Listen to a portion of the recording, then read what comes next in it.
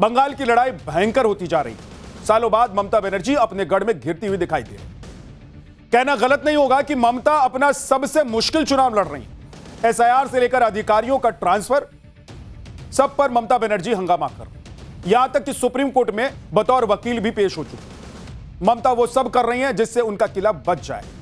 दूसरी तरफ बीजेपी पूरी ताकत लगा रही है। खुद प्रधानमंत्री नरेंद्र मोदी प्रचार में उतरे हुए हैं। पीएम मोदी बंगाल की जनता के साथ कनेक्ट स्थापित कर रहे हैं, लोगों से मिल रहे हैं, झाल मुड़ी खा रहे हैं। ममता की टेंशन सिर्फ पीएम मोदी नहीं, योगी आदित्यनाथ भी बंगाल में तूफानी प्रचार करके बढ़ा रहे हैं।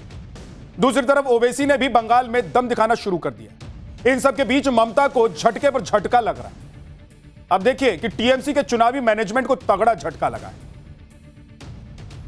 आईपैक ने बंगाल में अपना काम बंद कर दिया है। महिला आरक्षण और मुस्लिम वोट पर भी टीएमसी फंसी हुई। टीएमसी नेता काबा और मदीना तक का जिक्र कर रहे हैं। योगी कह रहे हैं कि बंगाल को काबा नहीं बनने देंगे। उधर ओवैसी टीएमसी और कांग्रेस को चैलेंज कर रहे हैं। परेशान ममता बनर्जी अधिकारियों को धमकी दे रही है। पीएम मोदी ने टीएमसी के गुंडों को सरेंडर करने को कह दिया। यानी अब बंगाल में डायरेक्ट लड़ाई हो रही है।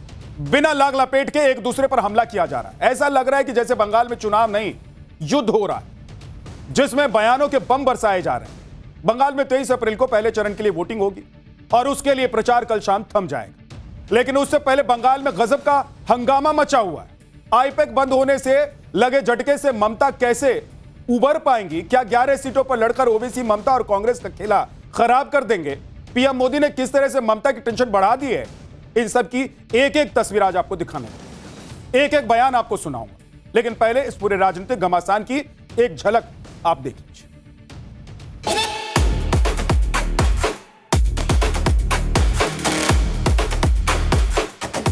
टीएमसी के सभी गुंडों,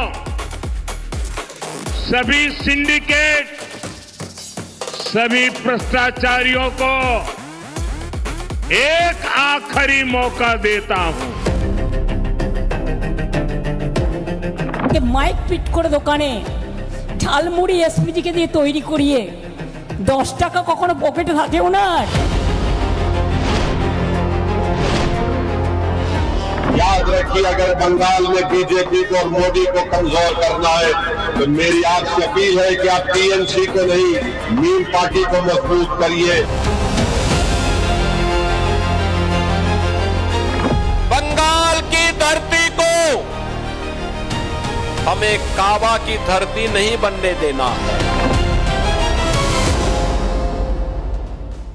बंगाल में कितनी भयंकर चुनावी राजनीति हो रही है वो आपको बताऊंगा, लेकिन पहले बताता हूं कि वोटिंग से ठीक पहले ममता बनर्जी को कैसे झटका लग गया।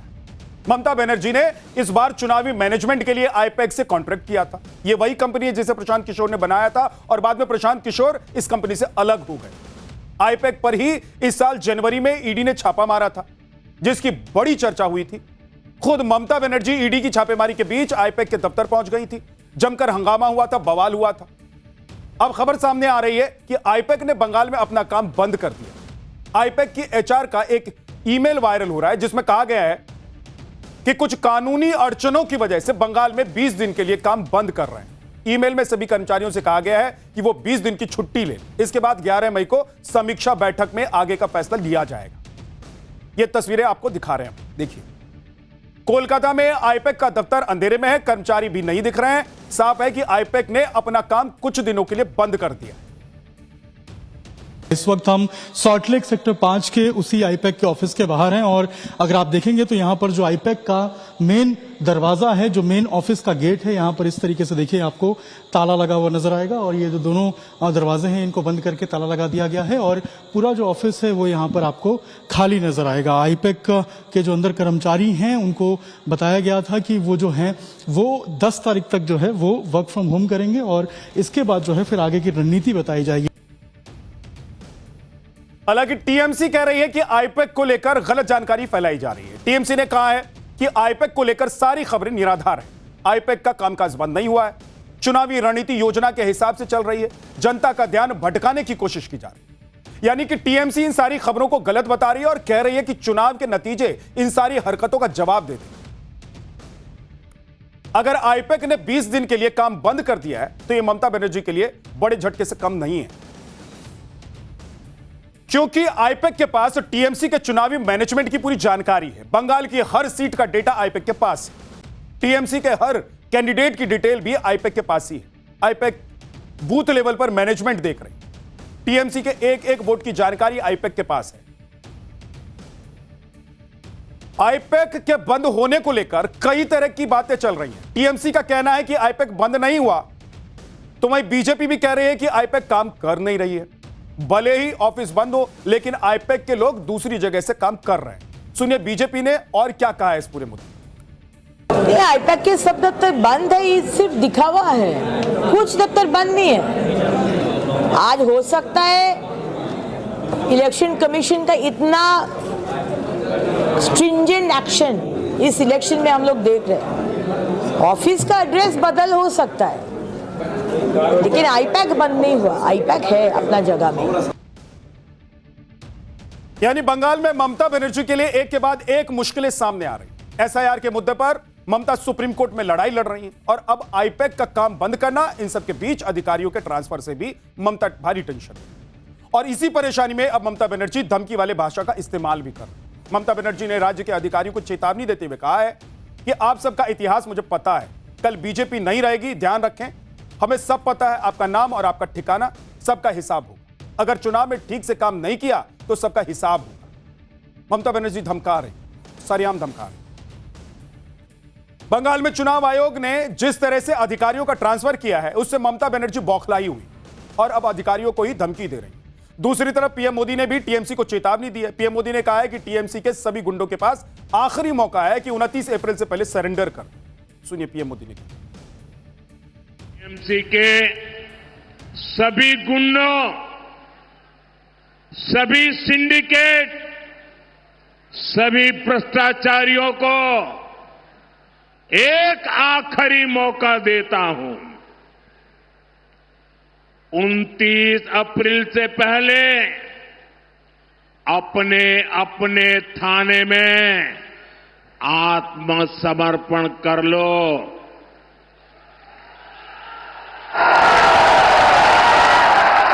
यहां पर 23 तारीख के पहले कर लो, क्योंकि 4 मई के बाद कोई भी बच नहीं पाएगा। मोदी ने संकल्प लिया है, यहां के कोयले के लूटने वालों को, आपको अंधेरे में रखने वालों को छोड़ा नहीं जाएगा। चुन चुन करके इन लुटेरों का हिसाब किया जाएगा।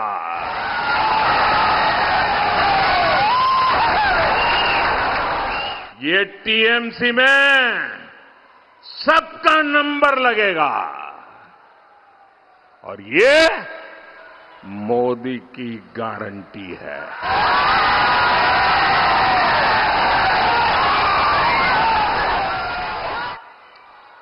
टीएमसी का मंत्री हो या संतरी,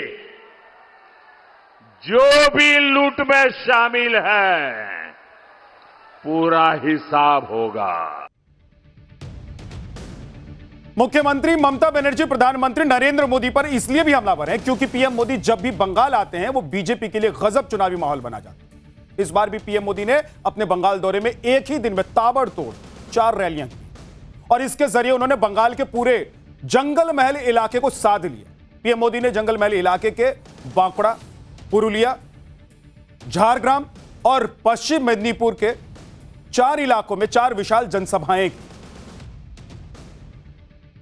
अब यह भी देखिए मोदी जहां भी पहुंचते हैं वहां के लोगों से कैसे खुद को वो कनेक्ट करते हैं। झारग्राम में चुनावी रैली के बीच पीएम मोदी ने अपना काफिला अचानक रोक दिया और वो सीधे सड़क के किनारे एक साधारण सी झालमुरी की दुकान पर पहुंचे।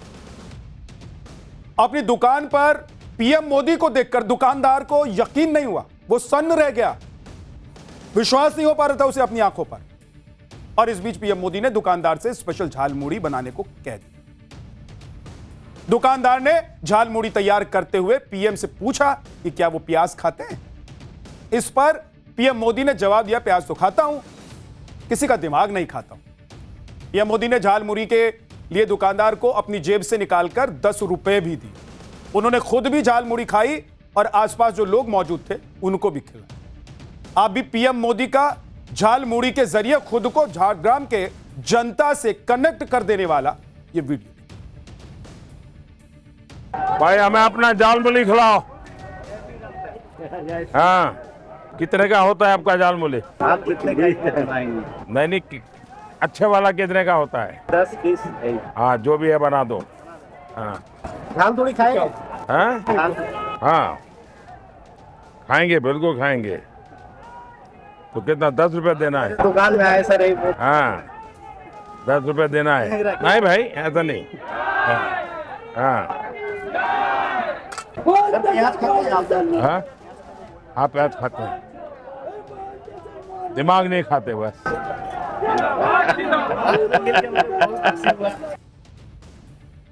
प्रधानमंत्री नरेंद्र मोदी ने जिस तरह से झारग्राम में झालमुड़ी खाकर बंगाल चुनाव में पर्सनल कनेक्ट वाला मास्टर स्ट्रोक खेला, इससे टीएमसी के पीएम मोदी को बाहरी बताने वाले नैरेटिव की एक ही झटके में हवा निकल, क्योंकि झारग्राम में पीएम मोदी ने झालमुड़ी खाने वाले जिस वीडियो को शेयर किया वो जबरदस्त वायरल हो चुका।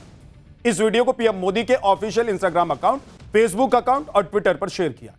24 घंटे के अंदर इंस्टाग्राम पर करीब 10 करोड़, फेसबुक पोस्ट में 9 करोड़ से ज्यादा और ट्विटर हैंडल पर करीब 73 लाख लोग इस वीडियो को देख चुके हैं। बंगाल की हर दुकान पर पीएम मोदी के इस वीडियो को देखा जा रहा है। चर्चा हो रही है कि पीएम मोदी यहां बंगाल में आकर झालमुड़ी खा रहे हैं। ऐसे में लगता है ममता बनर्जी पीएम मोदी की झालमुड़ी से उन्हें मिर्च लग गई। ममता बनर्जी इसे नाटक और चुनावी स्टंट बता रही। झालमुड़ी की दुकान पर पहले से कैमरा और माइक्रोफोन लगे होने पर सवाल भी उठा रही हैं। अभी ममता बनर्जी को एक बार सुन लीजिए। कि माइक पिट করে দোকানে ঝালমুড়ি এসপিজিকে দিয়ে তৈরি করিয়ে 10 টাকা কখনো পকেটে থাকে ওনার? কত নাটক!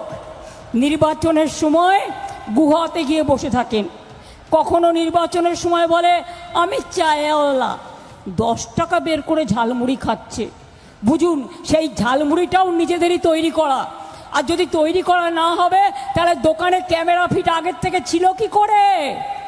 জিজ্ঞাসা করুন। सब नाटक। अब यह भी देखिए कि पीएम मोदी ने एक ही दिन में कैसे पूरे जंगल महल इलाके को साध लिया। पीएम मोदी ने जंगल महल इलाके में 4 रैलियां करके वहां की 40 विधानसभा सीटों पर बीजेपी के लिए माहौल बना। दरअसल बीजेपी जंगल महल इलाके पर इसलिए फोकस कर रही है क्योंकि यहां पर टीएमसी को बीजेपी पर बढ़त हासिल है।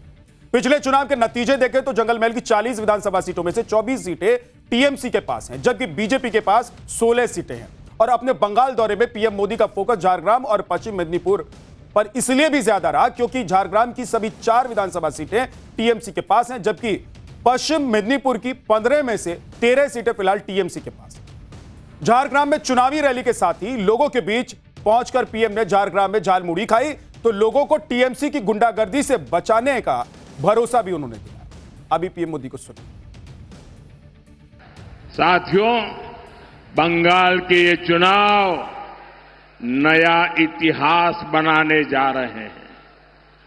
टीएमसी का भय काल जाने वाला है।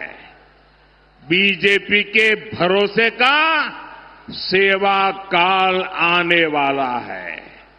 और साथियों, 4 मई को क्या नतीजे आने वाले हैं, इसकी झलक टीएमसी के बड़े नेताओं की भाषा में दिख रही है। कोलकाता में जो उनके बड़े नेता हैं, उनकी धमकियां, उनकी गुंडागर्दी की भाषा, उनका रोना धोना, ये 4 मई से पहले का एग्जिट पोल है। पीएम मोदी का इस बार का बंगाल दौरा इसलिए भी अहम है क्योंकि लोकसभा में महिला आरक्षण बिल अटकने के बाद पीएम मोदी पहली बार बंगाल पहुंचे। पीएम मोदी ने महिला आरक्षण बिल को लटकाने के लिए मुख्यमंत्री ममता बनर्जी और टीएमसी को निशाने पर लिया। टीएमसी को महिला विरोधी बताया। अभी पीएम मोदी को एक बार सुनिए, फिर ममता बनर्जी और टीएमसी पर पीएम मोदी के इस अटैक का गणित भी आपको बताने वाला हूं। टीएमसी ने बंगाल की बहनों के साथ एक और धोखा दिया है। बंगाल की बहनें चाहती थी कि उनको 33% आरक्षण मिले।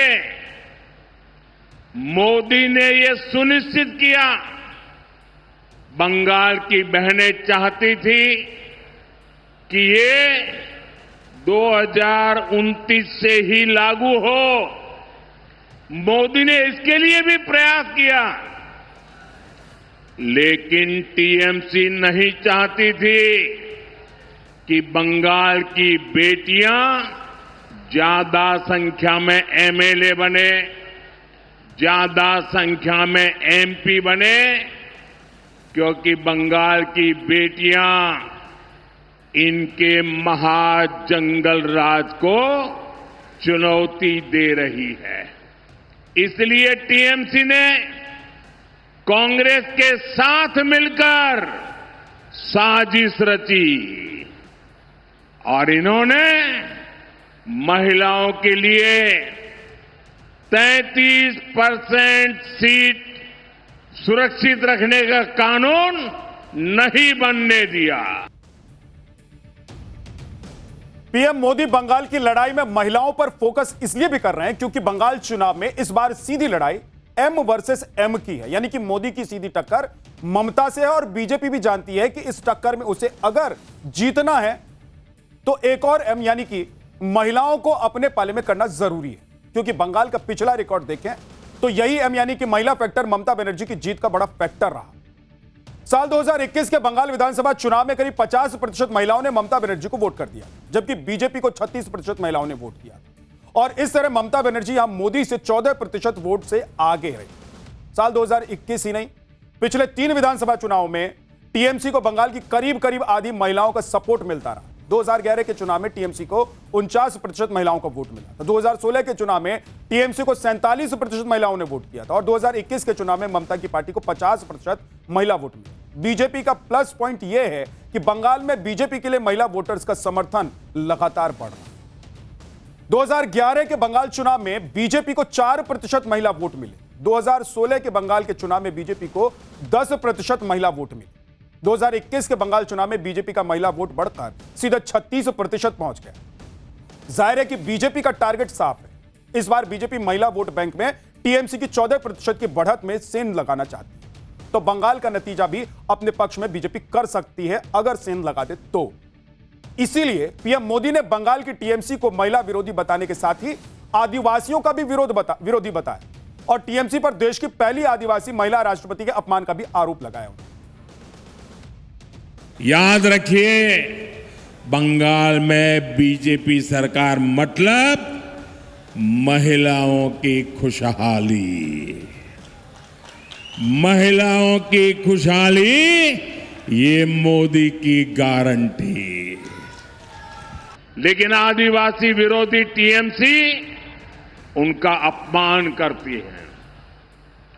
यहां बंगाल में जब राष्ट्रपति जी आई तो टीएमसी ने कैसे उनका अपमान किया ये पूरे देश ने देखा है।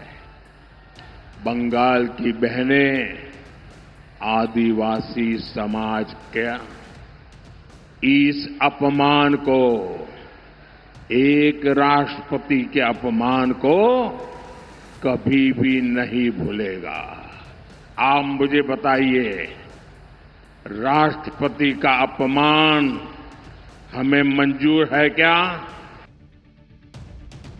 ये मोदी ने ममता बनर्जी को महिला वोट बैंक को अपने पाले में करने के लिए पूरा जोर लगा दिया, तो ममता बनर्जी भले कैसे चुप बैठ जाती। उन्होंने पीएम मोदी पर महिला आरक्षण के नाम पर देश को गुमराह करने का आरोप लगाया।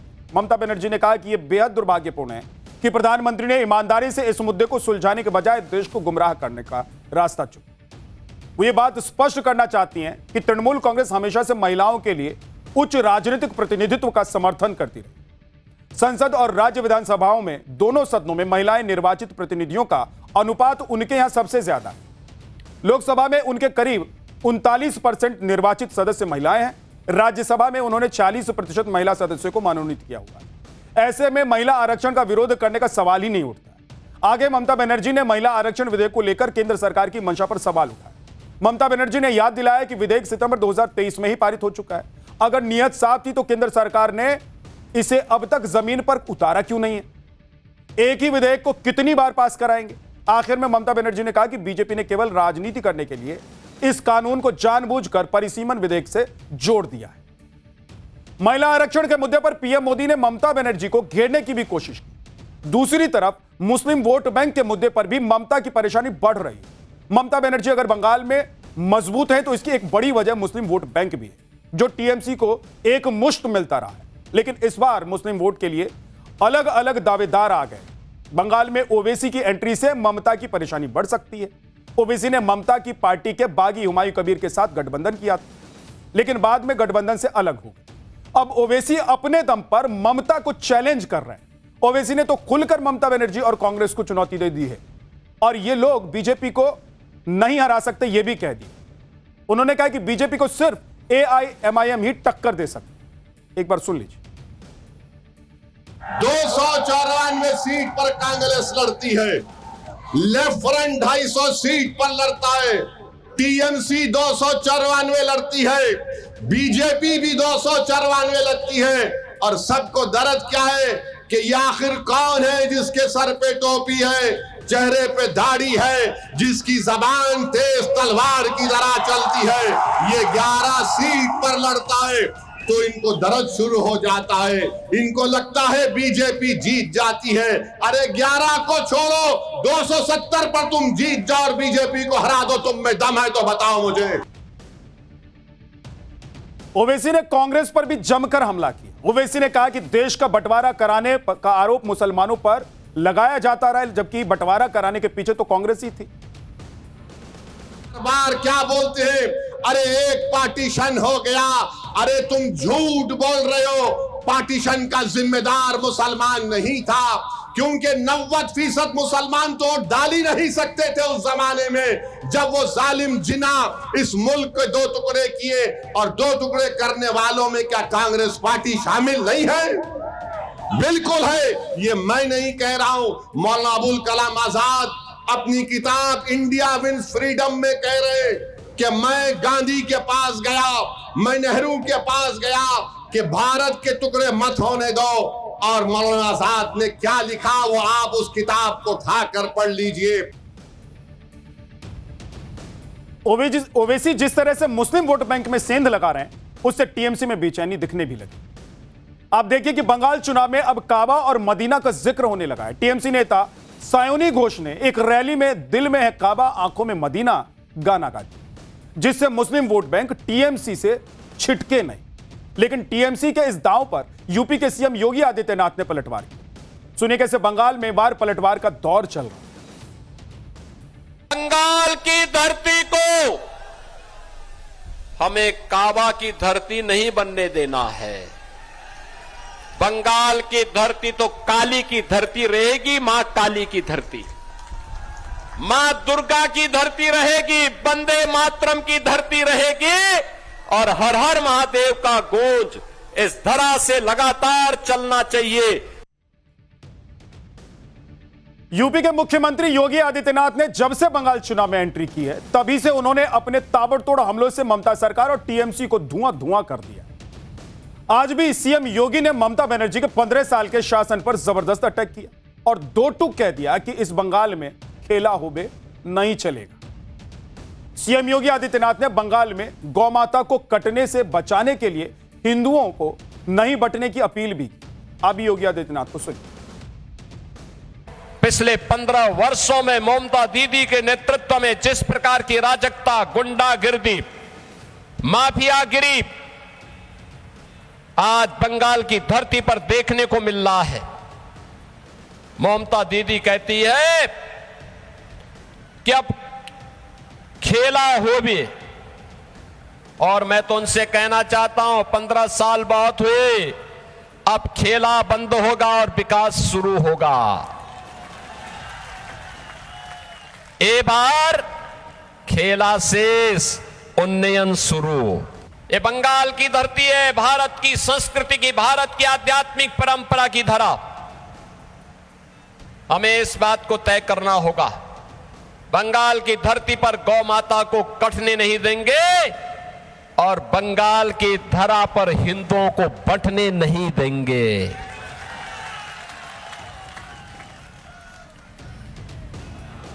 एक भारत श्रेष्ठ भारत का उदाहरण प्रस्तुत करेंगे।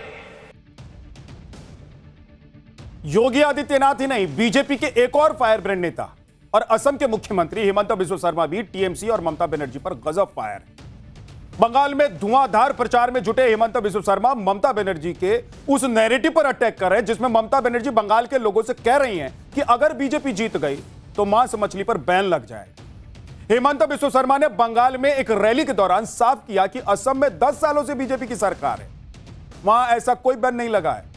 और यही नहीं, हेमंता ने तो ममता बनर्जी को मीट खाने के कंपटीशन का भी चैलेंज दे दिया। आप भी हेमंता बिस्वा शर्मा को एक बार सुन लीजिए, उन्होंने कैसे ममता बनर्जी और टीएमसी पर पलटवार किया। इसीलिए ममता दीदी को बोलता हूं कि देखो, मैं भी एक मुख्यमंत्री हूं, आप भी एक मुख्यमंत्री हैं, दोनों हम लोग एक साथ एक टेबल में मांस खाने का कंपटीशन करेगा, ठीक है ना। और ममता दीदी से मैं 2 केजी ज्यादा मांस खा जाऊंगा, कोई चिंता नहीं करना है। बंगाल में हाई वोल्टेज पॉलिटिक्स चल रही है, ड्रामा चल रहा है। उधर एक हाई वोल्टेज मामला तो अरविंद केजरीवाल को लेकर भी चल रहा है, जिसमें आज बड़ा फैसला आ गया है। पाठशाला में अब अगली क्लास यानी कि अगला चैप्टर, हाई कोर्ट में वकील बने केजरीवाल की दलीलें पास या फेल। जस्टिस स्वर्ण कांता ने क्या फैसला सुना दिया? नेता का बेटा नेता तो जज के बच्चे वकील क्यों नहीं?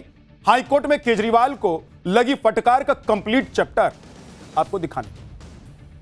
आज पूरे देश की नजर दिल्ली हाईकोर्ट पर थी। सबको इस बात का इंतजार था कि क्या अरविंद केजरीवाल का पेशेवर वकील की तरह कोर्ट में दलीलें रखना काम आएगा कि नहीं आएगा।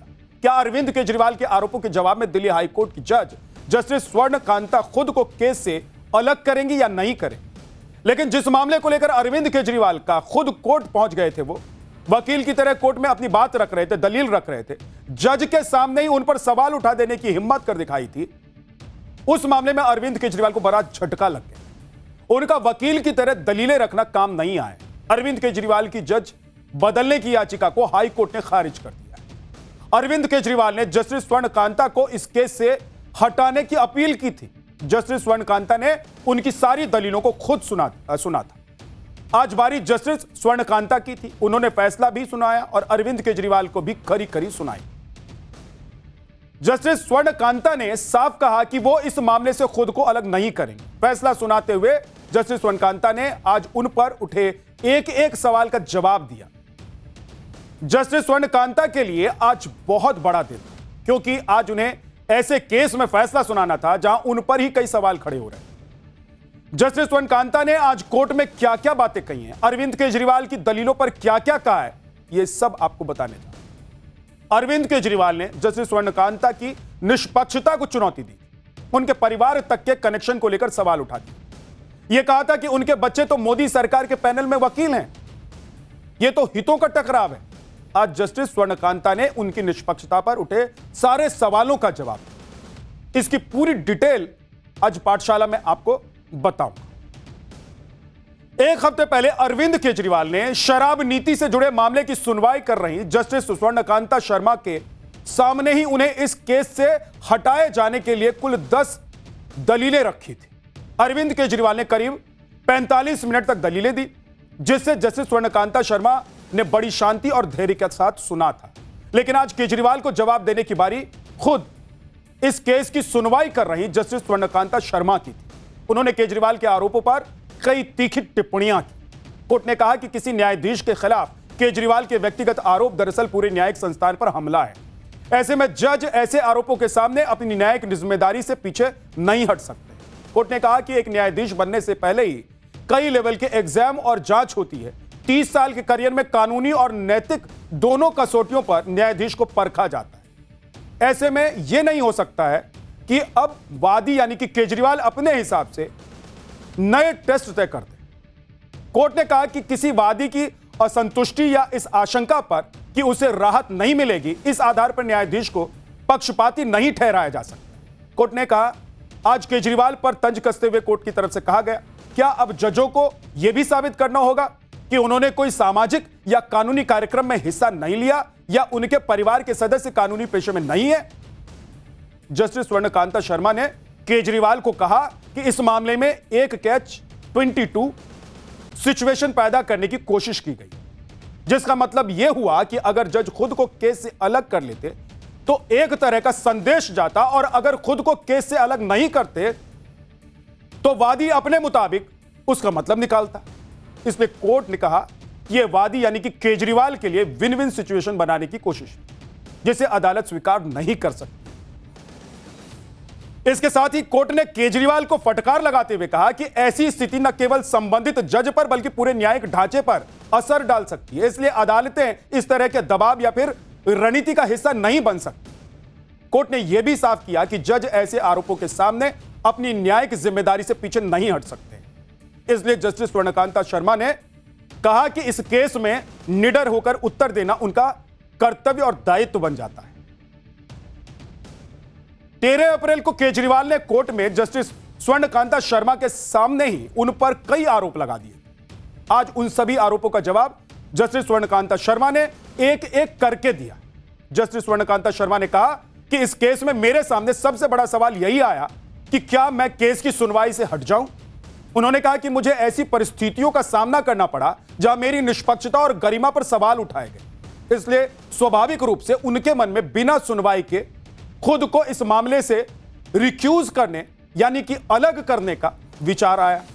जस्टिस शर्मा ने कहा कि निष्पक्षता बनाए रखने के लिए उन्होंने सभी पक्षों की दलीलें सुनने का फैसला किया। जस्टिस स्वर्णकांता ने कहा कि इस केस में मेरे लिए स्थिति तब कठिन हो गई जब बहस के दौरान विरोधाभासी रुख अपनाए गए। कोर्ट में केजरीवाल को याद दिलाया कि जब खुद केजरीवाल और राघव चड्ढा के मामलों में कोर्ट ने उनके पक्ष में अंतरिम आदेश दिए थे, तब कोर्ट पर पक्षपात के कोई आरोप क्यों नहीं लगाए गए थे। कोर्ट ने कहा कि संभवतः उस समय आदेश उनके पक्ष में था, इसलिए ऐसे आरोप नहीं लगाए गए। कोर्ट ने कहा कि केजरीवाल की ओर से एक और दलील यह दी गई कि कोर्ट के द्वारा पारित आदेशों को सुप्रीम कोर्ट ने पलट दिया, इसलिए मुझे इस मामले की सुनवाई नहीं करनी चाहिए। जस्टिस स्वर्णकांता शर्मा ने सख्त लहजे में कहा कि किसी न्यायाधीश की क्षमता का फैसला उच्चतम न्यायालय करता है, ना कि कोई वादी। पिछली सुनवाई में केजरीवाल ने कहा था कि केंद्रीय मंत्री अमित शाह ने दावा किया है कि फैसला उनके यानी कि केजरीवाल के खिलाफ जाएगा। यह उन्हें कैसे पता? इस पर आज कोर्ट ने कहा कि अगर किसी नेता या केंद्रीय मंत्री ने कोई बयान दिया जो किसी पक्ष के खिलाफ हो सकता है तो इस पर कोर्ट का कोई नियंत्रण नहीं हो सकता है। कोर्ट ने साफ कहा कि राजनीति में इस तरह के बयान आम बातें हैं। खुद केजरीवाल भी एक राजनेता है और राजनीति में इस तरह की बातें विपक्षी पार्टियों के बीच होती रहती है। पिछली सुनवाई में केजरीवाल ने जस्टिस स्वर्णकांता शर्मा पर आरोप लगाए थे कि वो आरएसएस से जुड़े अधिवक्ता परिषद के कार्यक्रम में 4 बार जा चुकी है, इसलिए उन्हें आशंका है कि केस का फैसला उनके पक्ष में नहीं आएगा। केजरीवाल के इस आरोप पर आज जस्टिस शर्मा 2 टूक उन्होंने जवाब दिया। उन्होंने कहा कि न्यायपालिका में महज आशंका या फिर व्यक्तिगत धारणा जज के ऊपर सवाल उठाने के लिए ठीक नहीं है। जस्टिस शर्मा ने कहा कि अधिवक्ता परिषद के कार्यक्रम राजनीतिक नहीं थे। पहले भी इस देश के कई जज ऐसे कार्यक्रमों में भाग लेते रहे। सिर्फ इस आधार पर मेरे ऊपर राजनीतिक पक्षपात का आरोप नहीं लगाया जा सकता कि मुझे वहां लेक्चर देने के लिए बुलाया गया था। जस्टिस शर्मा ने कहा कि यह कैसे कहा जा सकता है कि सिर्फ मैंने किसी वकीलों के संगठन का कार्यक्रम अटेंड किया, इसलिए मेरा दिमाग बंद हो गया और मैं मामलों को निष्पक्ष तरीके से नहीं सुनूंगी। उन्होंने यह भी कहा कि केजरीवाल ने सिर्फ अधिवक्ता परिषद के कुछ कार्यक्रमों को चुनकर रिकॉर्ड रखा है, जबकि जज के तौर पर मैं नियमित रूप से एनएलयू, कॉलेज, अस्पताल और वकीलों के कई कार्यक्रमों में शामिल होती रहती हूं। कोर्ट ने कहा कि जजों को उनकी न्यायिक भूमिका में आमंत्रित किया जाता है। ऐसे संवाद में किसी भी तरह की राजनीतिक विचारधारा के लिए कोई जगह नहीं होती है। कोर्ट ने साफ किया कि बार और बेंच का रिश्ता सिर्फ अदालत तक सीमित नहीं रहता है।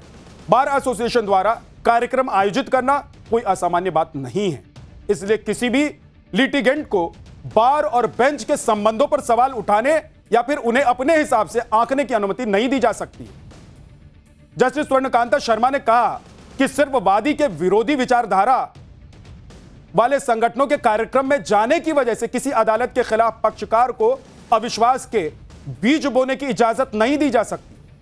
कोर्ट ने इस बात को और अच्छी तरीके से समझाते हुए कहा कि कई बार वकील किसी राजनीतिक पार्टी से जुड़े हो सकते हैं, लेकिन जब वो अदालत में पेश होते हैं तो मामलों का फैसला केवल तथ्यों और मेरिट के आधार पर किया जाता है, ना कि उनकी किसी विचारधारा या फिर राजनीतिक झुकाव के आधार पर किया जाता है। जस्टिस स्वर्णकांता ने केजरीवाल के इस आरोप पर फैसला सुनाते हुए कहा कि खुद को केस से अलग करने का कदम जनता के बीच यह धारणा पैदा कर सकता है कि जज किसी राजनीतिक दल के साथ जुड़े हुए हैं। केजरीवाल ने पिछली सुनवाई में सिर्फ जस्टिस स्वर्णकांता शर्मा के साथ उनके परिवार पर भी आरोप लगाए थे, सिर्फ उन्होंने जस्टिस पर ही आरोप नहीं लगाए थे। केजरीवाल ने आरोप लगाया था कि जस्टिस स्वर्णकांता शर्मा के बच्चे सरकारी पैनल में शामिल हैं, इसलिए उन्हें केस के प्रभावित होने की आशंका है। इस पर कोर्ट ने केजरीवाल पर सख्त टिप्पणी की और कहा कि झूठ को अगर 1000 बार दोहराया जाए तब भी वो सच नहीं बन जाता है। जस्टिस स्वर्णकांता शर्मा ने कहा कि अगर नेताओं के बच्चे राजनीति में आ सकते हैं तो जजों के बच्चे या फिर परिवार के लोग भी वकालत में आ सकते हैं। सिर्फ उनके पारिवारिक संबंधों के आधार पर उन पर सवाल उठाना सही नहीं है। कोर्ट ने कहा कि इस पीठ को चुन चुनकर निशाना बनाया जा रहा और याचिकाकर्ता अपने हलफनामे में परस्पर विरोधी रुख अपना रहे हैं।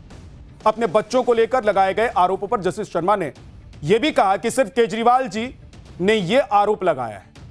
अपनी दलील में अरविंद केजरीवाल ने यह इशारा किया था कि कई मामलों को जानबूझकर जस्टिस स्वर्णकांता के परिवार को सौंपा गया, लेकिन सीबीआई ने साफ किया कि केजरीवाल ने जो आंकड़े बताए हैं वो सही नहीं है। जस्टिस स्वर्णकांता ने आगे कहा कि सीबीआई के मुताबिक इस केस से मेरे किसी भी रिश्तेदार का कोई संबंध है ही नहीं। जस्टिस शर्मा ने यह भी कहा कि मान लें कि अगर उनके कुछ रिश्तेदार सरकारी पैनल में हैं, तब भी याचिकाकर्ता को यह दिखाना होगा कि इसका इस मामले से क्या लेना देना है और इसका केस पर क्या असर पड़ने वाला है। लेकिन वादी यानी कि केजरीवाल ऐसा कोई भी सीधा संबंध साबित नहीं कर पाए, इसलिए उनके बच्चों का इस विवाद से कोई कनेक्शन नहीं बनता। केजरीवाल पर इतनी सख्त टिप्पणी और फटकार लगाने के बाद कोर्ट ने आज केजरीवाल की याचिका पर फैसला भी सुना दिया। कोर्ट ने कहा कि केवल ऐसी आशंका के आधार पर रिक्यूजल नहीं हो सकता, क्योंकि इसके दूरगामी परिणाम होंगे। जस्टिस स्वर्णकांता ने पूछा कि क्या किसी आरोपी के कहने पर न्यायाधीश को बार बार अग्नि परीक्षा से गुजरना होगा, और वो भी सिर्फ इसलिए कि उसके खिलाफ फैसला आने का उसे डर है। कोर्ट ने साफ किया कि एक आरोपी अपनी बेगुनाही साबित कर सकता है, लेकिन उसे यह अनुमति नहीं दी जा सकती है कि वो न्यायाधीश को ही संदेह के दायरे में खड़ा करने की कोशिश करे। कोर्ट ने यह भी कहा कि जब जज और वादी एक दूसरे का मूल्यांकन करते हैं, तब दोनों के लिए अलग अलग मानदंड नहीं हो सकते, इसलिए बिना ठोस सबूत के कोई भी वादी न्यायाधीश पर आरोप नहीं लगा सकता है। अंत में कोर्ट ने दोहराया कि न्यायिक प्रक्रिया को व्यक्तिगत आशंकाओं या फिर राजनीतिक और रणनीतिक दलीलों के आधार पर प्रभावित नहीं होने दिया जा सकता है। जस्टिस स्वर्णकांता ने आखिरी टिप्पणी करते हुए कहा कि मेरे ऊपर जो आरोप लगे उसके बाद निडर होकर जवाब देना मेरा कर्तव्य बन जाता है। दुर्भाग्यवश आज मुझे दो पक्षों के बीच विवाद का निर्णय करना है, बल्कि एक पक्षकार और स्वयं मेरे एक जज के बीच के मुद्दे का सामना मुझे करना पड़ रहा है, यह जस्टिस ने कहा। इस कोर्ट के सामने न्यायाधीश को केस से अलग करने के लिए जो तर्क पेश किए गए वो कानून में जरूरी सबूत के मानक पर खरे नहीं उतरते। दिल्ली हाईकोर्ट के फैसले पर आम आदमी पार्टी के नेता सौरभ भारद्वाज ने दिल्ली की मुख्यमंत्री रेखा गुप्ता को निशाने पर ले लिया। सुनिए सौरभ भारद्वाज जी। अगर जुडिशरी की इमेज की चिंता हाई कोर्ट को होती, मैं आपको ये ऑन रिकॉर्ड कह रहा हूं, अगर जुडिशरी की इमेज की चिंता हाई कोर्ट को होती तो मुख्यमंत्री रेखा गुप्ता जी ने जब कहा कि राउज एवेन्यू कोर्ट का जज सेट था इसलिए अरविंद केजरीवाल डिस्चार्ज हो गए, वो हाई कोर्ट रेखा गुप्ता जी के ऊपर कंटेम्प्ट चलाता। मैंने चिट्ठी लिखी है हाई कोर्ट के रजिस्ट्रार साहब को अपने हाथ से कि भाई रेखा गुप्ता जी ने यह कहा है आपकी जुडिशरी के विषय में कि सेटिंग हो रही है, भ्रष्ट कह दिया आपके जज को, पब्लिक प्लेटफॉर्म पे कह दिया, और उसके ऊपर कोई कार्रवाई नहीं है। माननीय उच्च न्यायालय ने जो फैसला दिया है हम उनका स्वागत करते हैं। ये केजरीवाल जी से ही अपेक्षा की जा सकती थी कि वो ऐसा कदम उठाएंगे कि हमारी न्यायपालिका के ऊपर ही सवाल खड़े कर देंगे। पाठशाला में अब अगली क्लास। दूसरे दौर की बातचीत से पहले बड़ा कांड। ट्रंप ने ईरान को ऐसा उकसाया टूट जाएगा सीज फायर, फिर भड़क जाएगा युद्ध। ट्रंप की हां लेकिन ईरान की ना, बीच में फंसा मुनीर। और पाकिस्तान में दूसरे दौर की बातचीत पर सस्पेंस। क्या ट्रंप को ले डूबेगा चापलूस मुनीर? अमेरिका में कौन सी रिपोर्ट आई? मुनीर को किसने बता दिया रेड फ्लैग? डोनाल्ड ट्रंप ने एक बार फिर से पूरी दुनिया को पैनिक मोड में डाल दिया। ईरान से दूसरे दौर की बातचीत से पहले ट्रंप ने ऐसा बड़ा कांड कर दिया कि ईरान गुस्से से सुलग रहा है। ईरान बदले की आग में चल रहा है। इधर ईरान और ट्रंप की दूसरे दौर की बातचीत का माहौल बना रहा था और माहौल के बीच में ट्रंप फिर से अपनी हवाबाजी दिखाने लग गए, अपनी ताकत का प्रदर्शन करने लग गए। और इसी सब से ईरान भयंकर चिढ़ गया।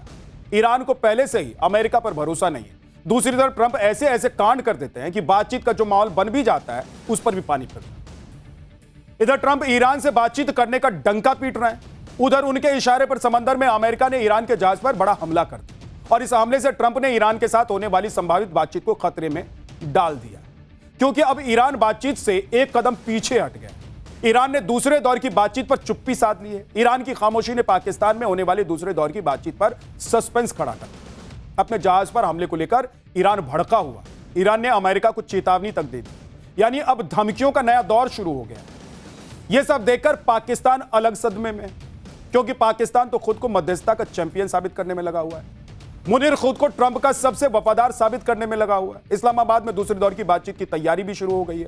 अमेरिका का डेलीगेशन भी आ रहा है, लेकिन ट्रंप की एक गलती ने सारा खेल बिगाड़ दिया। आज आपको पाठशाला में दिखाऊंगा कि कैसे अमेरिकी जंगी जहाज ने समंदर में ईरान के जहाज पर बड़ा हमला कर दिया। आरोप यह भी बताऊंगा, आगे आपको यह भी बताऊंगा कि इस हमले के बाद ईरान कैसे बदले की आग में जल रहा है। ईरान ने अमेरिका को कौन सी नई धमकी दे दी? ईरान की धमकी के बाद अमेरिका को हमले का कौन सा डर सता रहा है? यह सब आज आपको डिटेल में दिखाने जा रहा है। लेकिन पहले अमेरिका और ईरान के बीच भड़की नई चिंगारी की एक झलक आप देखिए।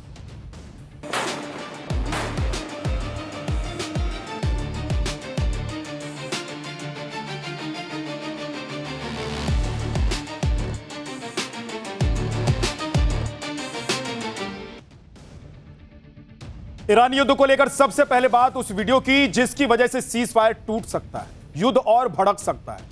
दरअसल अमेरिका ने समंदर में ईरान के एक शिप को अपने कब्जे में ले लिया। दावा है कि यह शिप अमेरिका के ब्लॉकेड को पार करने की कोशिश कर रहा था। अमेरिका के जंगी जहाजों की तरफ से ईरान के जहाज को लगातार वार्निंग दी गई कि वो इस शिप को हटा ले, उसे वापस ले जाए। अमेरिका की तरफ से दावा है कि जब 6 घंटे की लगातार वार्निंग के बाद भी ईरान का जहाज पीछे नहीं हटा तो अमेरिका ने ईरान के कार्गो शिप पर हमला कर दिया। अमेरिका की नेवी ने अपने जंगी जहाज से ईरान के जहाज टोस्का पर फायरिंग की और अमेरिका के जंगी जहाज की तरफ से हमला कर ईरान के जहाज के इंजन रूम पर हमला किया गया। इस हमले के बाद अमेरिका ने अपने मरीन कमांडो ईरान के जहाज पर उतार दिए और उसे अपने कब्जे में ले लिया। अमेरिका की सेना की तरफ से इसका वीडियो भी जारी किया गया है, जिसमें अमेरिकी नेवी के हेलीकॉप्टर ईरान के जहाज के ऊपर मंडराते हुए दिखाई दिए। पिछले हफ्ते अमेरिका की ओर से ईरान के बंदरगाहों की नाकाबंदी शुरू होने के बाद यह पहली ऐसी घटना है जिसमें अमेरिका ने ईरान के शिप को टारगेट कर दिया। इधर अमेरिका ने ईरान के जहाज पर हमले का वीडियो जारी किया, उधर ईरान की सेना ने यह खुलासा किया कि वो अमेरिकी मरीन्स पर हमला करने वाले। ईरान की सेना की तरफ से बताया गया है कि क्योंकि उस जहाज में क्रू के साथ कुछ परिवार के लोग भी थे, जवाबी हमला करने से उनकी जान खतरे में पड़ जाती, इसलिए ईरान ने जवाबी कार्रवाई नहीं की। अलग अलग मीडिया रिपोर्ट्स में यह भी दावा है कि ईरान ने ओमान की खाड़ी में अमेरिकी सैन्य पोतों पर ड्रोन हमले किए, क्योंकि यह पहली बार नहीं है जब युद्ध के बीच एक कार्गो शिप को निशाना बनाया गया है। और यह हमला ऐसे वक्त में हुआ है जब अमेरिका और ईरान के बीच दूसरे दौर की बातचीत का ग्राउंड तैयार हो रहा है, जब अमेरिका और ईरान के बीच सीज फायर खत्म होने में 2 दिन ही बचे हैं। नए राउंड की बातचीत के लिए पाकिस्तान तैयारियों में लगाया हुआ, और ट्रंप भी यह कह चुके हैं कि अमेरिका का दल पाकिस्तान जा रहा है। यानी कि एक तरफ तो ट्रंप के शिप पर हमला करवा रहे हैं, ट्रंप ईरान के शिप पर हमला करवा रहे हैं, फिर यह भी उम्मीद दे रहे हैं और कह रहे हैं कि ईरान बातचीत के लिए पाकिस्तान भी आएगा। कमाल की बात है, हमला करोगे तो कैसे आएगा? लेकिन ईरान ने भी अमेरिका को कायदे से चमका दिया और समझा दिया।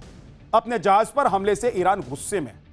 ईरान के विदेश मंत्रालय की तरफ से कहा गया है कि ईरान के शिप और पोर्ट पर हमला अमेरिका की चालाकी का संकेत है। ईरान के विदेश मंत्रालय ने इसके साथ ही पाकिस्तान में होने वाली प्रस्तावित बातचीत पर यह कहकर सस्पेंस बढ़ा दिया है कि अमेरिका से उसकी नई बातचीत के कोई प्लान है ही नहीं। ईरान की तरफ से कहा गया है कि अगली बातचीत के लिए ईरान अपने प्रतिनिधियों को भेजेगा या नहीं, इस पर अभी तक फैसला नहीं हुआ है। ईरान की तरफ से बताया गया है कि अमेरिका लगातार सीजफायर को तोड़ रहा है और इस बारे में पाकिस्तान को बता दिया गया। ईरान ने आरोप लगाया है कि अमेरिका कूटनीति को लेकर गंभीर नहीं है। पहले ईरान के पोर्ट्स को ब्लॉक करना, फिर शिप पर हमला करना, लेबनान में सीजफायर को लागू करने में देरी करना, यह सब दिखाता है कि अमेरिका सीजफायर का साफ उल्लंघन कर रहा है। इसके साथ ही ईरान ने अमेरिका को यह चेतावनी भी दे दी है कि वो किसी भी हमले का जवाब देने के लिए तैयार है। अमेरिका किसी मुगालते में नहीं रहे, गलतफहमी में नहीं रहे। ईरान गुस्से में बातचीत करेगा या नहीं, यह क्लियर नहीं है। 15 दिन का जो सीज फायर था वो बुधवार को एक्सपायर होने वाला। ऐसे में पूरी दुनिया की धड़कनें बढ़ी हुई कि अब आगे होगा क्या। सबसे ज्यादा टेंशन में पाकिस्तान है, क्योंकि मध्यस्थता के जरिए पाकिस्तान खुद को चमकाने में लगा हुआ है। लेकिन अगर यह बातचीत फेल हो गई तो पाकिस्तान की फिर से फजीयत हो जाए। इसलिए खुद मुनीर जुट गया है कि किसी तरह भी बातचीत हो जाए। मीडिया रिपोर्ट्स के मुताबिक मुनीर ने इसे लेकर ट्रंप से फोन पर बातचीत भी की और यह भी दावा किया गया है कि मुनीर ने ट्रंप को कहा है कि अमेरिका द्वारा ईरानी पोर्ट का ब्लॉकेट बातचीत में सबसे बड़ी बाधा है। यह भी दावा है कि ट्रंप ने आसिम मुनीर को यह भी कहा है कि वो उनकी इस सलाह पर विचार करें। यानी कि ट्रंप ने एक तरह से मुनीर को टरका दिया है। मुनीर हाल ही में ईरान भी गया था, वहां जाकर दूसरे राउंड की बातचीत का ग्राउंड तैयार कर रहा था, लेकिन वहां भी उसे खाली हाथ ही लौटना।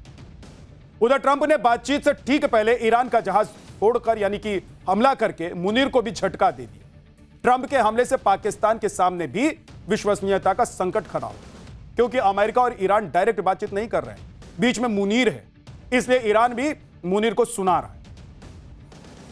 इधर मुनीर ट्रंप की चापलूसी में लगा है और उधर पाकिस्तान के पीएम शहबाज शरीफ ईरान को मनाने में जुटे।